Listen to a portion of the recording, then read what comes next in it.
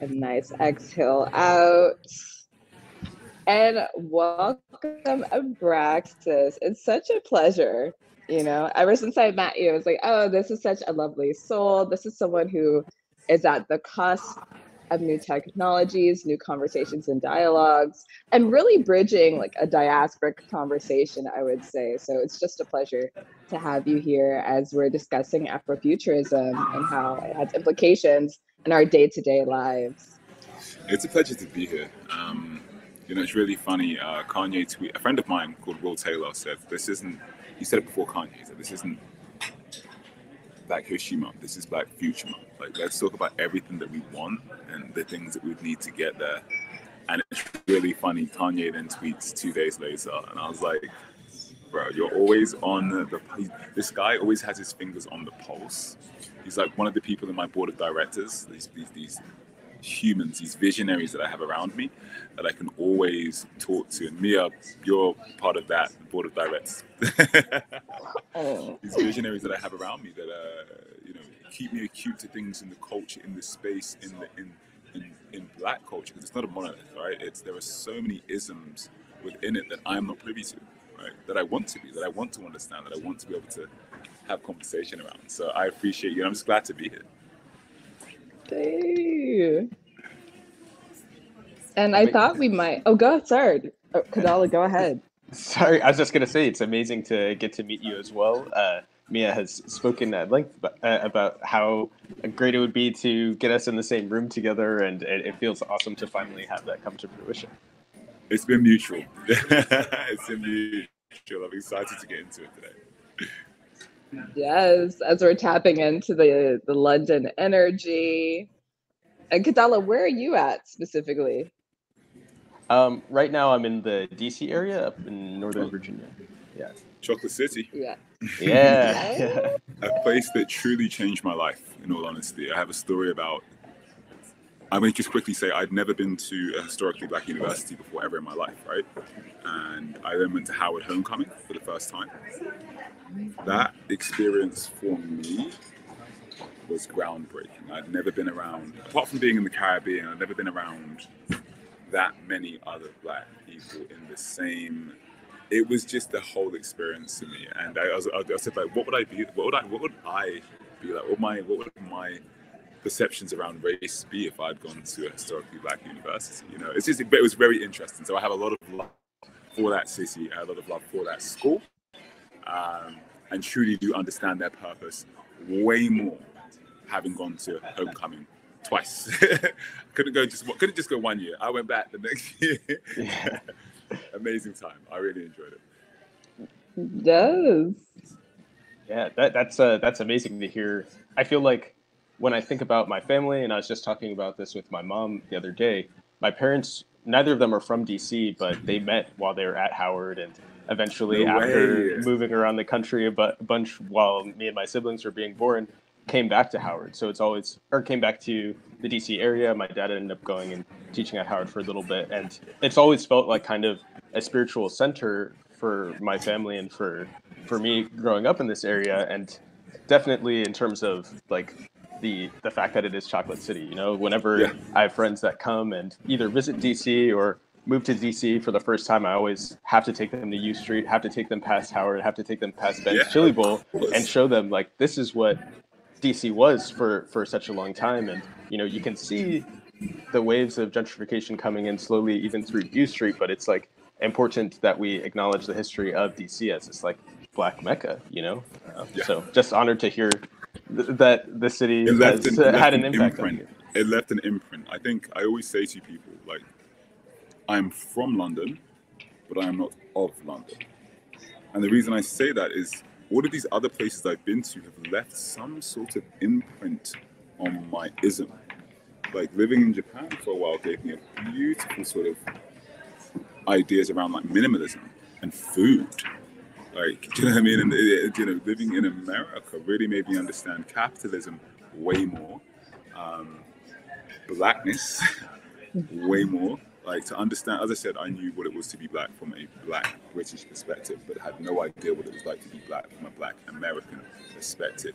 But I tell you what, if you see somebody who's 6'5" and black walking down the street in New York with long hair like mine, the assumption is I'm American. So I will be treated as such.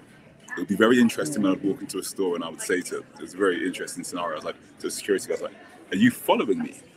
And his response was, you're British?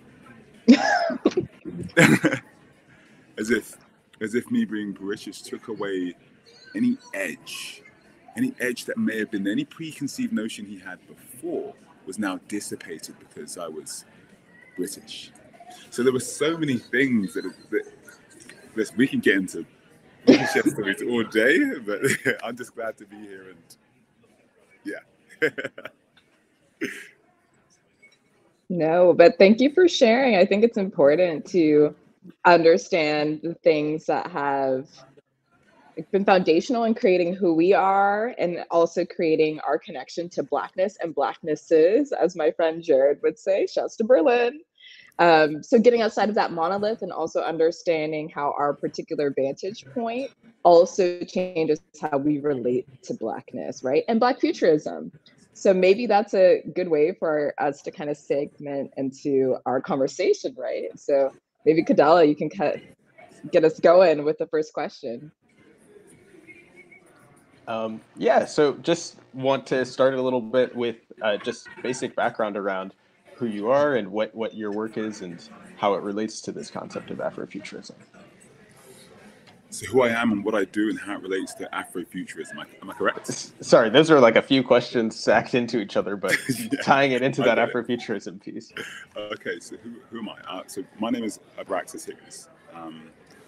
I'm a thought leader, an influencer, a pianist whose recent video on TikTok that he put last night went viral and he now has 1 million views on TikTok. So pianist, yeah, crazy, barely been to sleep. Quite exciting when that happens. The world's first social audio influencer, which is truly interesting.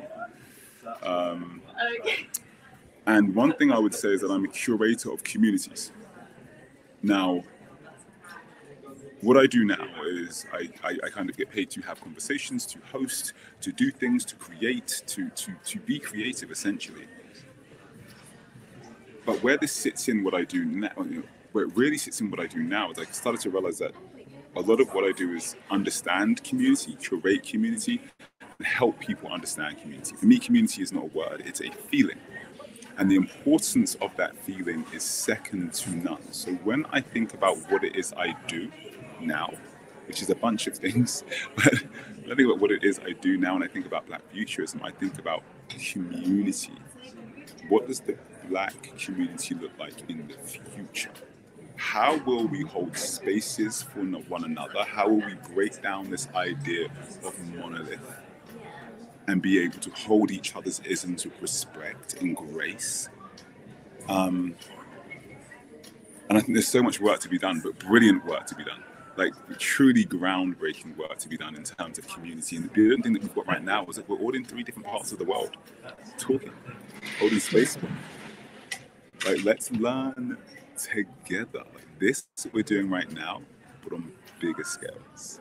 With thought leaders and people from tribes, and there is so much we can do, and we're just tapping the surface. And I'm so excited for everything that is Web3, everything that is Black futurism, everything that is community. Absolutely. And I guess to kind of pivot or rocket off of what you said in terms of building community and having that be part of an Afrofuturist journey or prophecy, how do you define Afrofuturism? And maybe you could also tell us a little bit about how you came into contact with the concept of Afrofuturism. Yes. So it's really funny. Like, how do you define Afrofuturism? It's funny. I would love to say that, oh, it looks like Wakanda, right? It looks like Wakanda from Black Panther, right? And a part of me is like, yes. And then a part of me is like, nah, it feels like Afropunk, if you've ever been to Afropunk, where we wear our hair the way we want to wear our hair, where we apply makeup the way we want to apply makeup, where we celebrate the Black voice and our music and our heritage on so many levels. So for me, an element of Black futurism is new tech, it's new technology, it's Web3, it's social audio, right? There's all of these things, it's NFTs, but it's also us. There's also a ground, as I said, it looks and feels like to me like we'll have a lot of tech, and there'll be a lot of tech being pushed into what we're doing, because tech is so important. But I think it's going to be us really returning to our genesis as well. There will be a return to genesis in everything we do, in everything that we are, and it will be earnest, and we'll all learn together. This idea of like, there's that thing, I won't say it, but there's this tweet right now. It's like, I'll just say I've been out blacked, and I'll never be, and I'll never be out blacked again. No, it's not about that. It's not about out blacking somebody, knowing more than somebody. It's about sharing what you know with grace for the other humans. So a part of me, I think it looks crazy. It looks like lightsabers. It looks like, but a part of it looks tribal. It feels tribal. It feels like hope to all of us.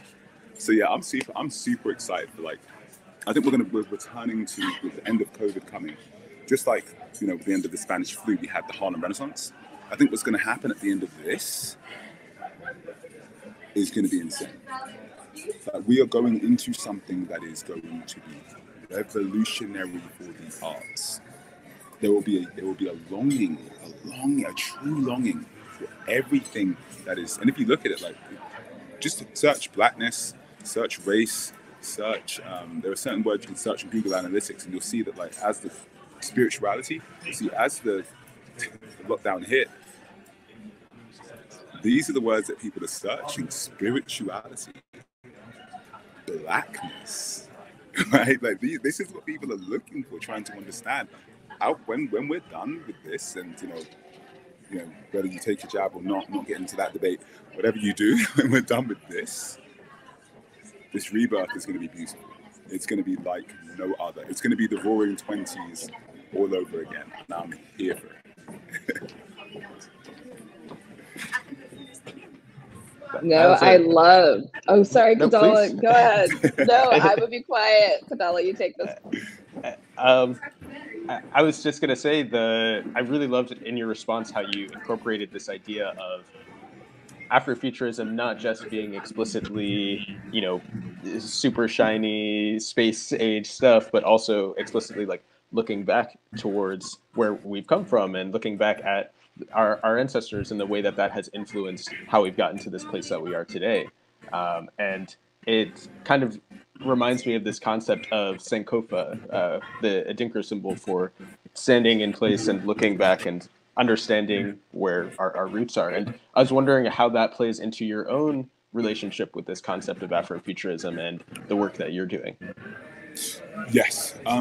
So as I said, for me, being the world's first social audio influencer is a crazy feat to accomplish. And essentially, it means I get to talk, and that's how I get paid. I can just talk into an app, and voila, I get paid. Don't have to do anything else, which is incredible. But at a point, I have had to stop and say, okay, what is it I'm trying to do here? It's been fun and games up until this point, but what imprint do I want to leave here? Right? So there have been many points along my life where I've had to have this pause and kind of look at where I am, what I'm doing, and what I want to do next. It's very easy to get caught in the flow, right? And people say things, the thing that I always say is, I say the markets move at the pace of the culture. Sometimes you do have to remove yourself from everything and take a step back, for your own sake, right? For your own sake, or it's kind of at your expense, which is scary. I always said to say, sometimes I'm like, yeah, not at my expense. Do whatever you want to do, but not at my expense. So with that being said, for me, taking that moment, that pause to look back, a year ago, the word community meant nothing to me. It was just a word. Now that I have 500,000 people that follow me on social audio, and a good couple thousand that follow me on Instagram, and now since I went viral yesterday on TikTok, a couple thousand more on TikTok. What is it I will say? What point am I trying to get across? Because with everything follow it, there is slightly more responsibility. How will I talk about race? How will I share ideas, and how will I share my vulnerabilities? Right, this idea of stopping and pausing, I think, is truly important. But one thing I think would be incredible that I really want to do is to stop in unison, where we turn off all the electricity, we turn off all the lights, and we're somewhere where we can't have our phones, and we're all there together, and we get to stop and hold space for one another, because there's so much distraction. Even now, there's music going, there's people typing. I must be a distraction to some other people for sure. Sorry. But I would love to do that in unison, with the idea being Black Futurism, right? With an artist that's just drawing, with somebody who's a voice, with somebody who's a fashion designer. What would we come up with at the end of a week? At the end of a week, maybe we all got to go to Burning Man. Black, the Black bit. But yeah, this idea of stopping is super important to me, and I think we all owe it to ourselves. When you do it, it's up to you, but we all owe it to ourselves to do it. I completely hear you and echo you, not just on Burning Man, but this idea of pause and radical rest, right? Like, how can we, as Black people whose bodies have been commodified, where we've been subjugated to what we can produce versus what we can do and just existing and being for ourselves, right? And I think part of what you do and your work, and yes, you're a social audio influencer who is being vulnerable and is talking about the ways that in order for us to strengthen community, we have to fortify ourselves, right? And I think that's also part of an Afrofuturist ideology of, okay, we know where we exist and we know where we're at right now as Black folks on this planet. What values do we want for our future? What does that look like in terms of building community, reconstructing community, defining community, right? And so I would love to hear, and maybe it's kind of like another piggyback off of the Sankofa part of it, but which Afrofuturists have inspired the work that you do? And it can be from a realm of things. It could be in music, it could be in aesthetics, it can be in theory. But who are the folks, like you said, you have your council of people. Which council members might be Afrofuturists, if you have any? That's a good question. So in terms of people who I believe that are, let's say, I'm going to start with the ones that are at the very top and then talk about my close circle. So for me, somebody who's really been out there pushing in so many senses is Virgil Abloh. He showed me that my ism is cool, my ism is funny, my ism is Black enough, right? There's this idea of like, how Black are you kind of thing. No, I am Black enough, and always have been and always will be Black enough. And Virgil's work and his mannerisms truly let me know that, you can impact the creative space however you want, in multiple facets. You can design album covers, you can make music, you can be a DJ, you can be an architect, it's limitless in every sense of the word. So I put him up there for me. I really do put him up there for me. There's a psychologist called Dr. Kenneth Clark, which I really loved his work. He did a study, Black Hole study, which I thought was super pivotal when I saw it when I was younger. It made me kind of understand why and how somebody may approach the hue of my skin with a different temperament, and to be, not to wear it, but to be aware of it, right? And that is a big, there's a big difference there, right? A huge difference there. And one person who I have to shout out is a good friend of mine called Will Taylor. I don't know how Will Taylor does it, but his fingers are always on the pulse of everything. Now, some people are quite cool and you can talk to them and they'll tell you what's going on because, they stand near the pulse. Other people will tell you what's going on because they're stronger and they've got their finger on the pulse. But Will has his fingers on the pulse. Nothing misses him. So for me, he has been, somebody I've leaned on in multiple times. As I said, he was the one that came up to me before we started recording this call, and he was talking about, Black futurism. It's like, this is Black Future Month, and he was saying that before Kanye even put that tweet out, right? He, to me, is in every sense of the word. He will be pivotal in everything and anything I build in terms of community. Yeah, for me, he is a visionary, a true pioneer. But shouts out to Virgil. We miss him.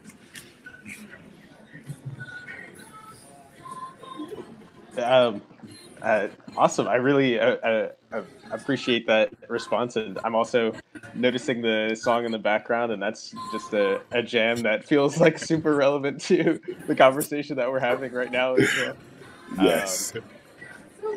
Yeah. So I kind of wanted to follow up with this idea too of these are folks who I would consider like contemporary artists who have inspired your work. I was wondering if there are also Afrofuturists from older generations as well that you feel have impacted the work that you're doing today. From older generations, yeah, for sure. So this would be I wouldn't say tough one, but it's taken me a while to kind of shift my mindset, right? Because when I look at the past, I almost say, well, these people are from the past, and how can I ever say that they are, they were futurists in there? But they were. They really were. One that I look at in terms of music, and I think is, I wouldn't say underrated, but his ism is not spoken about enough. And it would have to be Miles Davis. It would have to be Miles Davis. And if I was to take a step further back than him, so somebody else, a true futurist, I don't have to look any further than the Haitian Revolution, right? And look at Toussaint Louverture, who once again is not spoken about enough. Like Toussaint Louverture and the way he conducted himself, you can say what you will about, the way it ended, which is sad. I remember when I was first reading a book about the Haitian Revolution, and I knew how it ended, but I was just praying that, tell me it doesn't end like this, man. Like, he makes it out like, Haiti kind of gets to a place where but they don't, and they have to pay reparations for slaves up until 2010, I believe.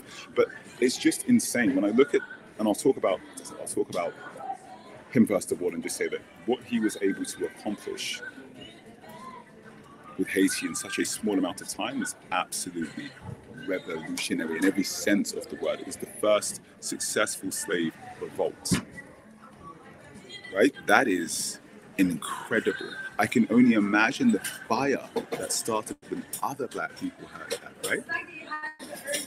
And it's sad, if you look at, I had a fund manager ask me a question. He was like, I don't know the answer, but I'm intrigued. He goes, why is there so much economic disparity between Haiti and the Dominican Republic, right? They're on the same island. Why? It's a really important question. The French put a huge amount of debt after what Toussaint Louverture did. We love him for what he did. They put a huge amount of debt on them and said, you owe us for these slaves. I believe when they would drop slaves off, they would take away the wood. Right, so they've got huge agricultural issues as they've taken away all these trees. So there'd be like landslides and all the rest of these things. They essentially unburden them with debt and truly, I can't think of a better way to say it, but just rape the soil. They had the natural beauty of it. So for me, what he did set a fire among all of us. And those that don't know the name Toussaint Louverture, it's a name that we should all know and hold in extremely high regard. And then to go on to Miles Davis, oh man. There is something to be said about him as a musician, about him as an entity, about him as a human. There is something to be said about the sound that he coined. And I'm saying he coined, he is the pioneer of that sound. But these are two people that are just, I look at and, as I said, it's hard for me to make that separation sometimes. And I look at somebody in the past to say, are they a futurist? But yes, they were. In their lane at that time, they were futurists. It was somebody who, the first successful slave revolt ever, right? There's an interesting picture. If you ever look at the old Haitian flag and you look at the French flag, I believe the French flag is, and you may have to Google this, I know it's got 3 colors in it, but the middle color on the French flag is white. So either it's red, no, blue, white, and red, or red, white, and blue, but white is in the middle. If you look at the Haitian flag, all they've really done is cut the white out of the middle.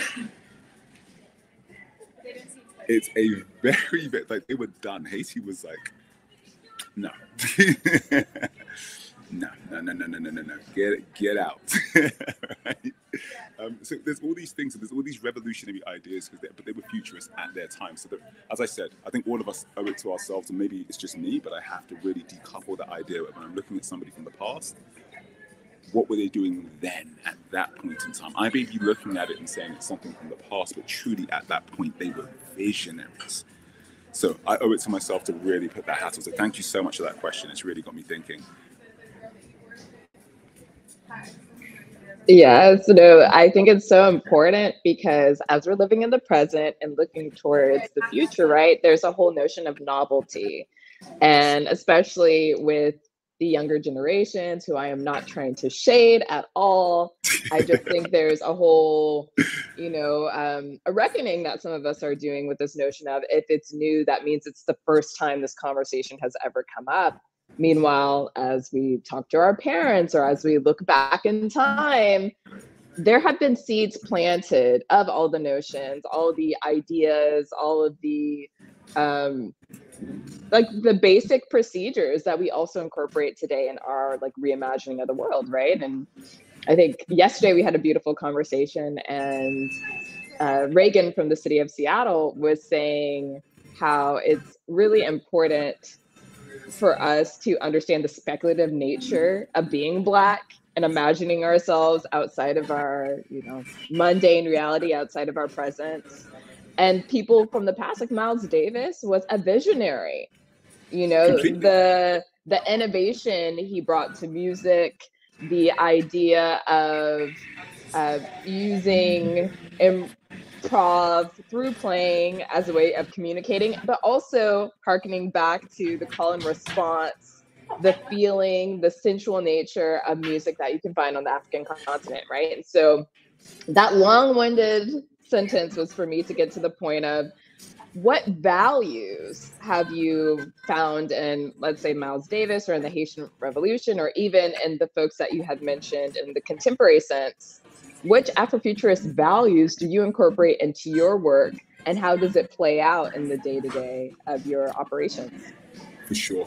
One thing that I always say, or I say more so now, is you have to hold on to your ism.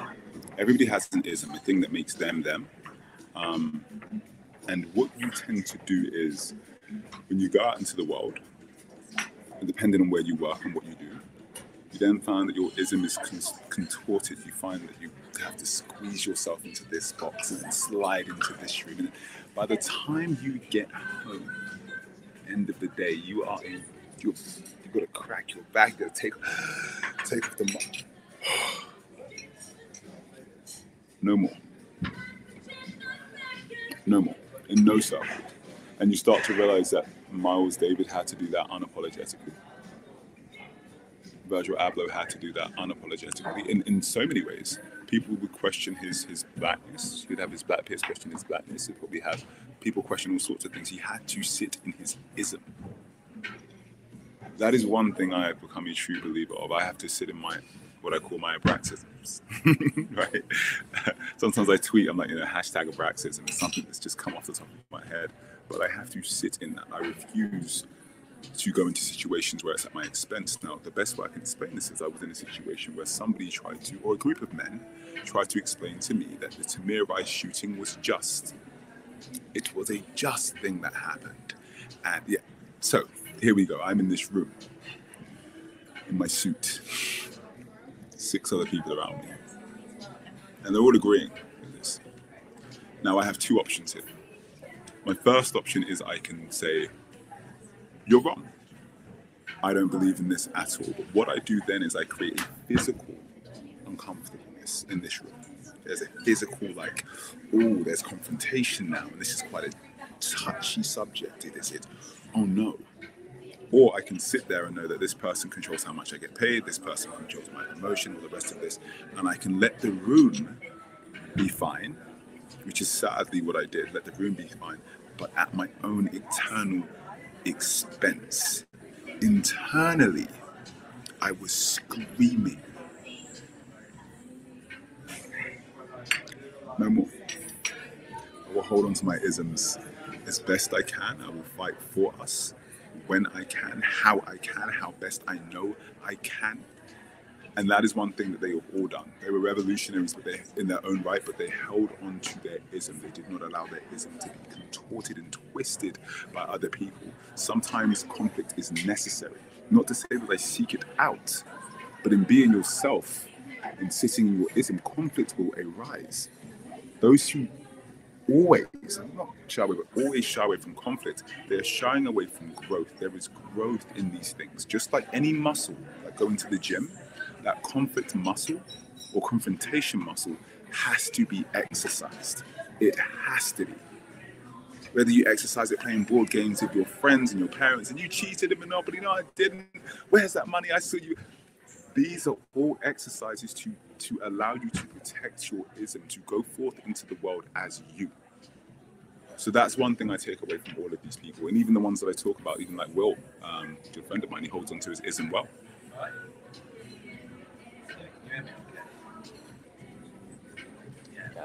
There was something in there that you said that really, really touched me in terms of this idea of all of these.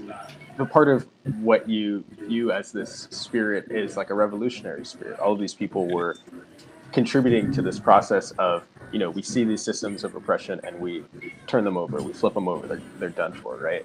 And I feel like you have just contributed to my own idea or definition of what Afrofuturism is, in that it feels like a revolution, you know, and the best times it's a bloodless revolution where we transform things with the art that we're creating, and then in the case of the Haitian Revolution, sometimes we have to take more drastic measures in order to create the world that will allow us to exist in it. And I really, really appreciate that your response and how that has, you know, impacted my own view of this word. And from that, I'm wondering if how you feel about this word Afrofuturism in general, right, and this label of Afrofuturist, because I've found, and I feel that I've talked to Mia about this before as well, like having conversations with a lot of people whose work is labeled as Afrofuturist, there's this kind of like shrugging off or feeling like, hey, I don't know if this term necessarily applies to me. And I also noticed that you have been using the phrase of Black futurism as opposed to Afrofuturism. So just wanted to kind of pick your brain about this word itself and how you view it. For sure. And yeah, I do tend to say, that's a very good thing that you've noticed, I do tend to say Black futurism. And now, it's interesting, I try and flip it on its head and understand like why I say it like that. And for me, the word Black is just a word that I'm more familiar with. It's a word that when I was in America, I was seen as Black. When I you know, the hue of my skin is seen as Black. I look at my Black brothers and my Black sisters, and I look at it. I don't want there to be a sort of an element of this, like, you know, I've seen and heard and witnessed so many like diaspora wars. Where it's like, well, I'm Black and from this place, and I'm, you know, when you talk about Africa, you know, what about African Americans? As I said, I understand that we are not a monolith, and that's not what I'm trying to protect here. But I want us to all hold on to each other's, you know, as a human, I have an ism, but more so as an American, there are isms that you may share. Maybe you ate the same cereal as a kid, and you remember these same shows. Bring all of this to the table. Bring all of this to the table. So the reason I say Black futurism rather than Afrofuturism is I want it to be digestible. And sometimes when people hear the word, you know, whatever it may be, Afrocentric, Afrofuturism, there's also a bit of a like, I don't know if I fit in there. I don't know if that's a little, well, let me rephrase it. Black futurism. Are you Black? I say, yeah. But what does the Black future look like to you? Right? It's just a way to make it a little bit more palatable for some people that may feel like, oh, I don't really fit into that. That's not really, you know, do you know what I mean? Hopefully that makes sense. But that's why I labeled it as such. But as I said, it's for all of us. It's for all of us to be liberated. It's for all of us to be able to share our wit, our ideas, our humor, our grace, our patience. All of us to be able to share these things with one another and show you that this is what mine looks like. Oh, mine kind of looks like that too. This is what mine looks like. That's what it feels like to me, right? It's a collective sharing. Because like I said, we're not a monolith. And there's things that I need to learn. And there's things that I did learn living in America. Let me tell you. I learned them hard and quick, right? But there was beauty in that. And there was beauty in me being able to talk to one of my, one of my African-American peers and him being like, yeah, it's kind of different here with da-da-da-da. I was like, why? And to have those conversations and be like, hey, you should come to homecoming with me. Right, for sure. Like, permit me to see what it is like for you, and I can do the same. Let's learn together. Let's go forward into the light together. Like, do you know what I mean? It's going to be for all of us. So we're all going to have our inputs and all have grace and understanding for our unique isms. Thank you for that response. I feel since we have all lived globally, we've all lived in different spaces, and we've all seen Blackness and Blacknesses represented in different contexts and different regions. And I love the fact that you brought out, yeah, if you have the same cereal with somebody, that also is a shared experience that lends a color to, and not to bring it to a black and white color, but it really frames and gives a different lens to how you might experience your Blackness, right? And I can understand why Black futurism could be a term that you use, because then it kind of gives us a common denominator, right? Of a Black experience where certain folks might not feel connected to the continent because of where they grew up. Or, whatever connection that they have or do not have. It has nothing to do with us, right? It just allows people to define it themselves and be part of a multitude of experience that we're all co-creating and building together. And so I feel like this would be a nice time to kind of pivot into your personal futurism and what you're building, because you're doing some really dope things. And I'm not just saying that as a friend, but also as someone who is watching your glow up and also watching the ways that you are feeding our community through giving knowledge about what's coming with the Web 3.0 stuff, and also NFTs, and looking at how we can create decentralized systems coming from Wall Street. I don't know if we really got into the fact that you were really pumping up and down Wall Street and that you came from a whole nother field. But I feel like it would be great for you to kind of explain why you made that transition and why it's so important to share this knowledge with people to build our future together. Yeah, so my transition was interesting. It's like a headline would be like, Wall Street to influencer, right? that would be the headline. And if I saw that in the Wall Street Times, I'm immediately reading that headline. Like, who the hell goes from being what? But the reason I made the transition is I think about it like this. From the moment I was in that office or in those offices, the chairs were a little too small. My chair had to be a different sort of chair. My desk was raised higher than everybody else's. I would tower over my bosses. The nature of me being in, and it didn't matter how good I was at this job or how bad, to be quite honest, right? Didn't matter. The ebbs and flows of good and bad didn't make a difference. But my very being in there was extremely uncomfortable, not only for me, physically, as I just talk about a chair that's too small and a desk that needs to be raised.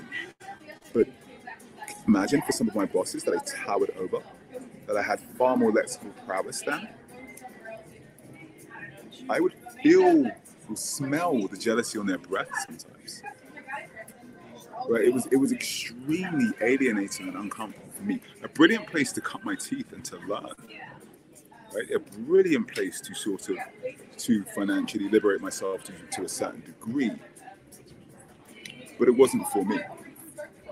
It didn't allow me to, every day I was contorted and bent and stretched and pulled into unimaginable shapes, to then come back home to spend an hour to piece myself back together, to rip off the mask and that was so awful. Oh my God, that was trash. Oh my God.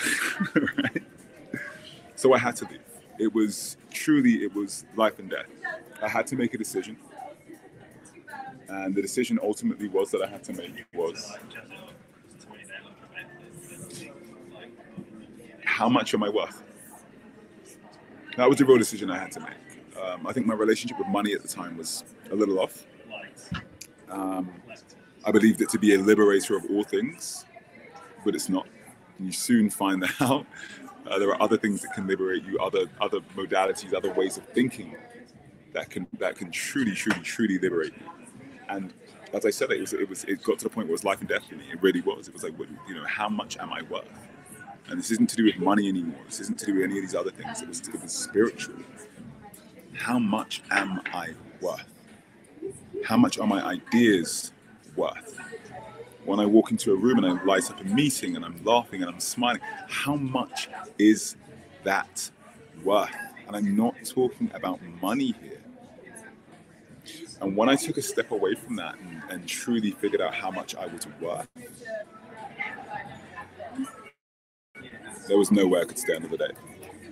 Not to say that it didn't come without its sort of, when you step away from these corporate institutions, there is a grieving process. You will feel ecstatic. Yes, I've quit, I've done this. And I moved to California, I found myself crying a lot. And, remembering things that people had said about me, about my skin, about my ism, about the way I would carry myself in their eyes. And I had to unlearn some of the lies. And I had to take accountability for some of the truths. But it takes a while. Anybody who's jumping job, I tell them, if you have the financial means to do so, be still. Please be still and give yourself some grace. What you have probably gone through is tough on so many levels. So I had to leave. As I said, it was life and death, and I had to figure out how much I was worth, and I was worth far more than they could ever put at the end of the check, to be quite honest. So that's ultimately why I had to leave. But as I said, going into that space and being financially versed and being able to understand why the stock market moves the way it does, and what the difference between equity and bonds and all the rest of that. It's not what I talk about. I don't talk about these things much, if at all. Right? That's not where I like to use my superpower, so to speak. But I do like to use it in talking about community, and with an underlying understanding that if you want to build community, that there should be a financial aspect to this. You do have to be able to pay people and have people work and be able to create jobs and all the rest of these things. But as I said, the element of finance, like I rarely talk about it. It's just one of those things that I try and think about before I have conversations, and try and think about before I bring big ideas to the table, because it's an important subject. How are people going to get paid? How does it, what kind of relationship will we have with the stock market? All these sort of small things, but it's always an undercurrent in my thoughts and the ideas that I bring to the table. But yeah, never again.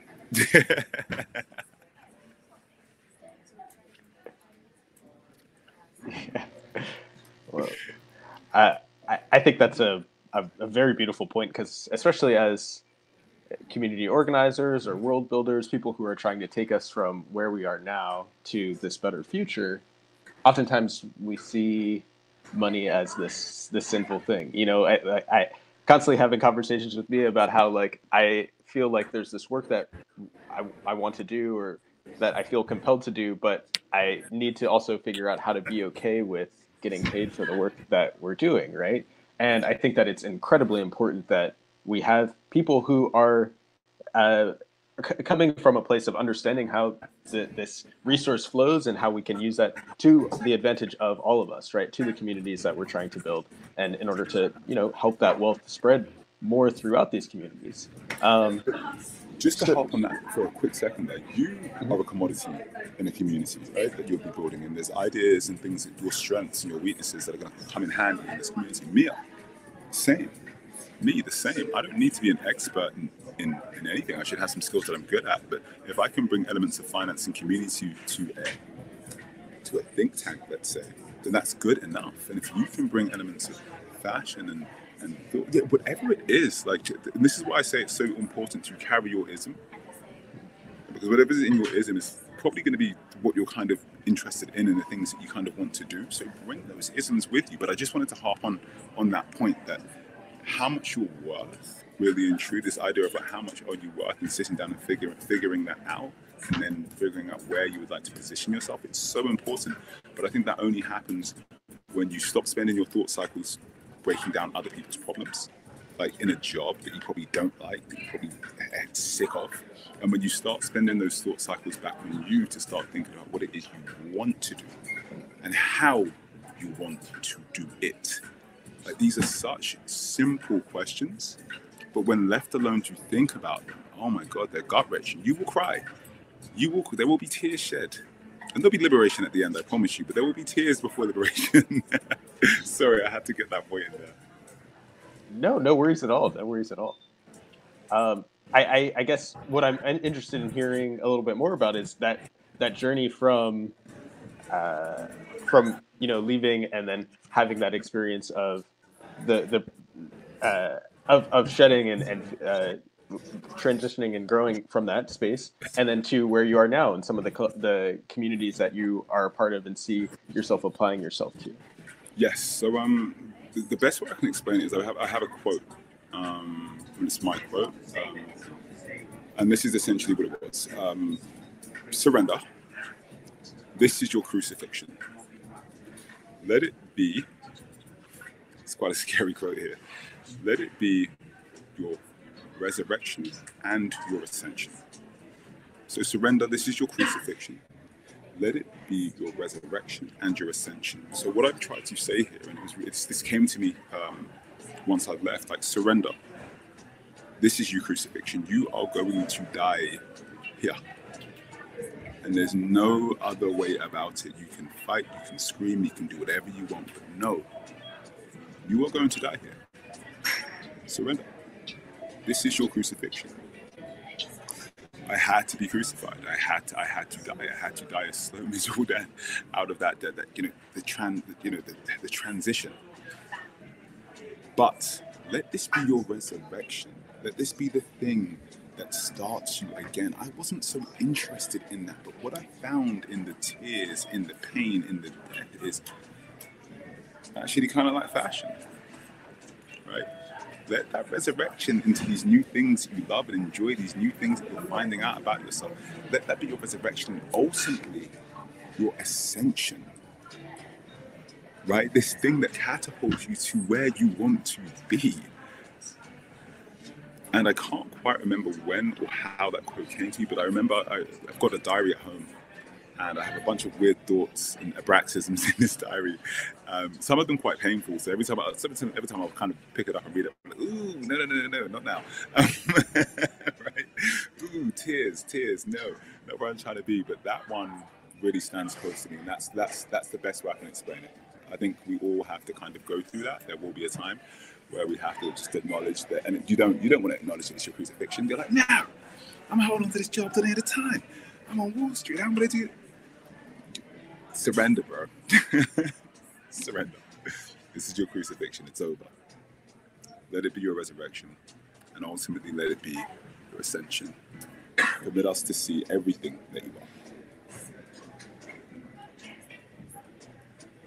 I definitely hear you in this notion of, can you guys hear me okay? Okay, cool. My audio cut out for a second. This notion of death, right? And rebirth. And I think inherently in Afrofuturism, there's a point where we say we are no longer maintaining or fulfilling that contract, that karmic contract that we were indebted to.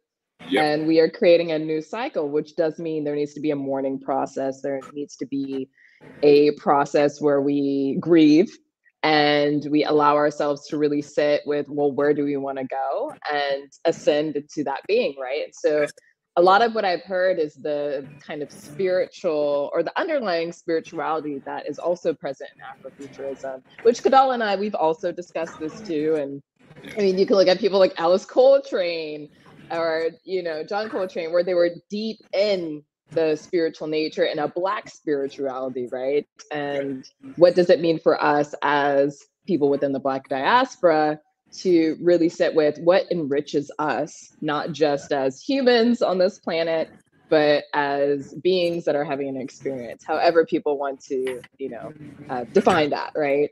And so I know we're closing in on time, but I know it was really important for Kadala and I to really get into kind of your journey into the Web 3.0 and how Web 3.0 might be a site of liberation for Black folks. That might be multi-pronged. It might be a spiritual experience. It might be a financial experience. It might be a material experience. But yeah, could you speak a little bit about Web 3.0 and how you feel that is fulfilling an Afrofuturist ideology?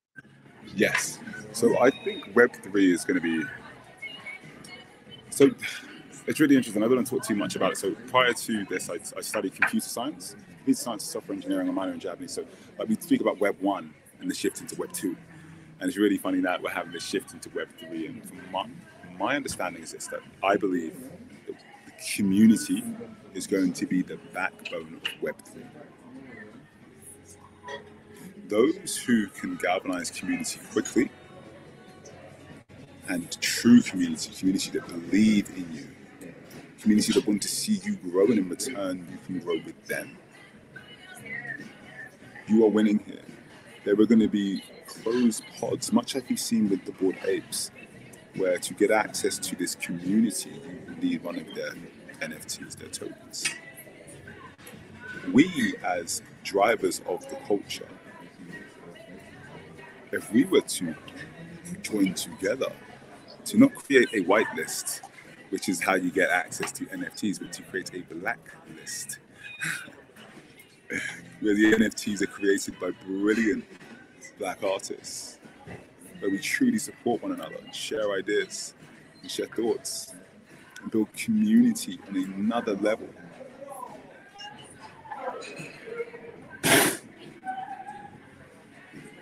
I think the price of a Bored Ape would be irrelevant to compare to the price of whatever NFT that we create. But there is a part that we need. There is a part we all need to play here. Anybody who is a Web3 enthusiast, that we need to play in education. There are some people out there who are frauds, essentially, and telling people all sorts of stuff about Web3 and buy my NFT and all the rest of this. We have a part to play, or I believe I have a part to play in educating others in this space. And whether you want to buy into something that I'm a part of or buy into something that somebody else is a part of, that is irrelevant, completely irrelevant. It's about an education to ensure that there's a level playing field for me and for both of you as well. Oh, my Mac will go to sleep soon unless it's plugged into an outlet, so it's going to die shortly. But I'll say this lastly, we have an opportunity here that is humongous. I've met 13-year-old millionaires. It's been this revolution, this crypto NFT revolution is humongous and it's going nowhere. Let's build something in our image. Hopefully they'll have something in our image. I can get to the market sooner than later. But ultimately this will be about us and this will be for us. And anybody who wants access to this, I would just want a small 500-word manifesto. What is it that you want to see? What is it you want to bring into this new world? Right? If it were to start again, what would you bring? And I would read every single one. That's how, not these whitelists that are just bullshit, that's how my blacklist would run. Let's really get into this. What is it you would bring into the new world? But hey, that's just me. That's just my ism creeping out again, guys. Now that I've let it out, I can't put the lid back on it. I'm sorry, that's it.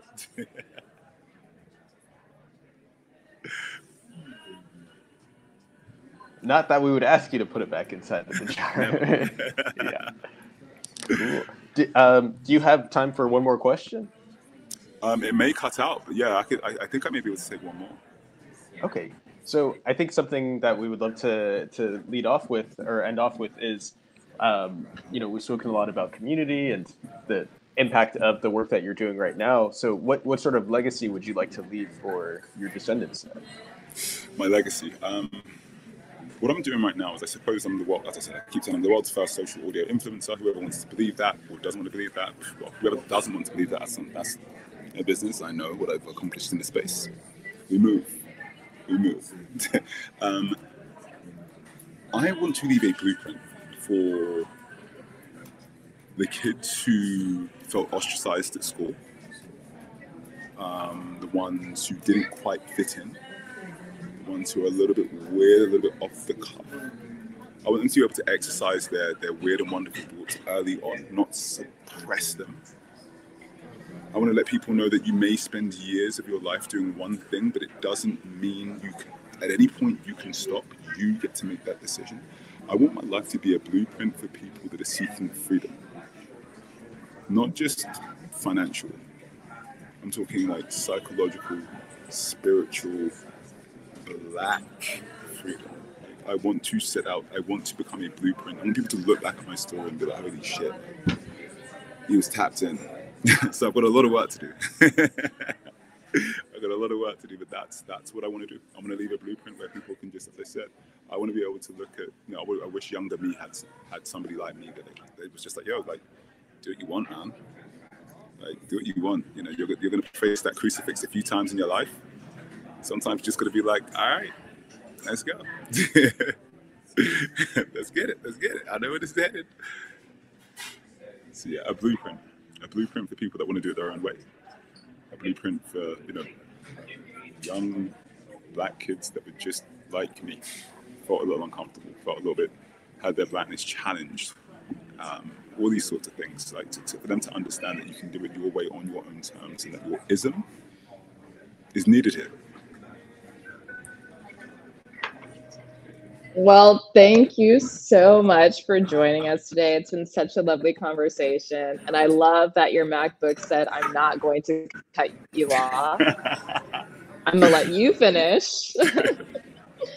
And that we were able to do this journey. I learned a lot. I feel like it expanded my concept or idea around Afrofuturism, around community building, around surrendering to change and transition, and transmutation, which is really about alchemizing and creating something new. So as Black futurists, what are we trying to build, and what are we trying to change, and what do we need to leave behind in order to move forward?